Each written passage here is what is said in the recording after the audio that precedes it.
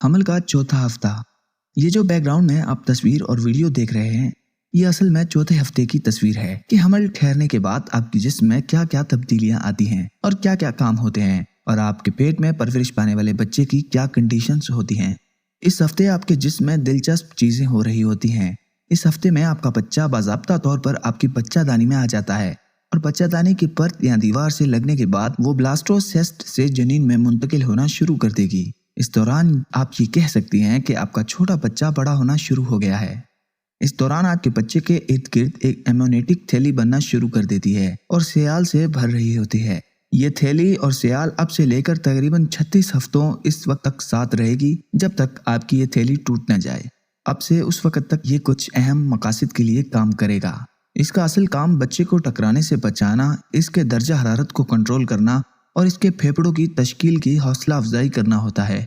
इस थैली और सियाल के अंदर रहते हुए बच्चा एमिनेटिक सियाल को खुराक का जरिया बनाएगा और सांस लेगा।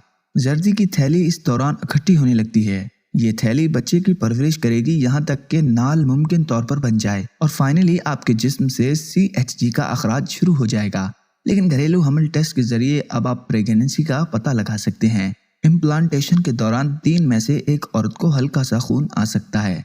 तकरीबन 1/3% खवातीन को इस हफ्ते थोड़ा सा खून बहने या धब्बों का तजुर्बा होता होगा। इम्प्लांटेशन के दौरान बच्चा एंड्रोमेट्रियम में खून की कुछ शरियानों में खलल डाल सकता है, जिसकी वजह से आपकी बच्चादानी का कुछ हिस्सा बह जाता है। अगरचे इम्प्लांटेशन से खून बहना आमतौर पर बहुत कम होता है, मुमकिना तौर पर 1 या 2 कतरे हो सकते हैं। बहुत सी औरतें इसको माहवारी का खून समझ बैठती हैं, हालांकि ये माहवारी का खून नहीं होता।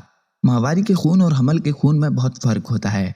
माहवारी का खून पहले 1 या 2 दिन बहुत ज्यादा आता है, जबकि हमल में बिल्कुल हल्का सा खून आता है।